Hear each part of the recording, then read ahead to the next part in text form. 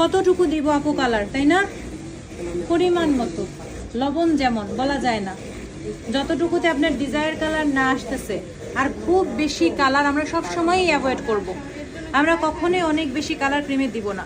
যদি কাস্টমার চায় তাকে বুঝায় বলবো যে বেশি কালার খাওয়া আসলে উচিত না, ঠিক আছে?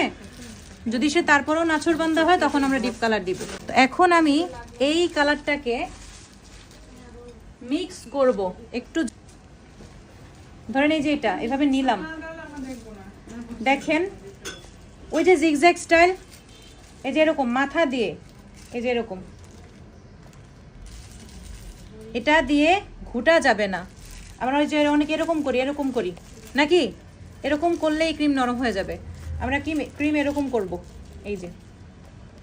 আর যারা ক্রিমে কালার মিক্স করতে যেয়ে ক্রিমকে লিকুইড বানায় ফেলেন, তাদের জন্য আমার টিপস থাকবে, ক্রিমকে আপনি একেবারে স্টিফ করবেন, মানে একেবারে ওভার স্টিফ করবেন, করে পরে কালার মিক্স করবেন, তারপর আস্তে আস্তে সেটা ঠিক জায়গায় চলে আসবে। বুঝেছেন আমার কথা?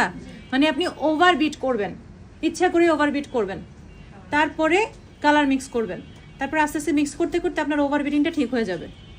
ওকে? কারণ অনেকে কি করেন, মানে বিট ঠিক মতো করেনই না, তখন কালার মিক্স করেন কারণে পানি হয়ে যায়, নরম হয়ে যায়।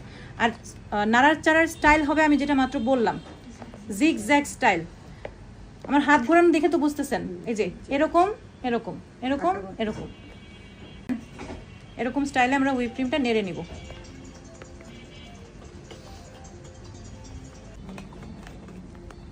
আমি অনেক নাড়ার পরেও আমার ক্রিম আলহামদুলিল্লাহ নরম হয় না, বুঝছেন? কারণ আমি যে জিনিসগুলো ফলো করে করি।